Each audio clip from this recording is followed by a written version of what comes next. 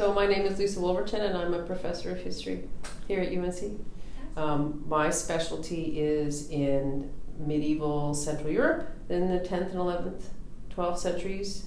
And so the current books I'm working on have to do with kind of imperial projects and Slav-German relations in those, in those centuries across Central Europe. So there are a couple of different things. When I was an undergraduate, I studied international affairs and Soviet studies. This was back in the 80s. And then I decided I wanted to be a medievalist and go way back in time. And I found that there weren't a lot of people working on Eastern Europe.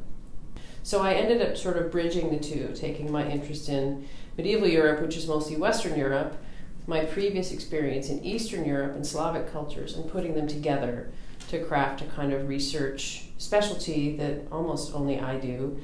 I'm really interested in trying to get students to understand the past from the perspective of those who lived in it, and I try if I can to get them to put themselves in the place of people who lived at the time, what they could know, how they could make decisions, what influenced those, rather than just kind of stepping way back and looking at the big names and dates and places and memorizing things. I've always been interested in world history, not just European history, so I've long taught a course that's about the world before 1500.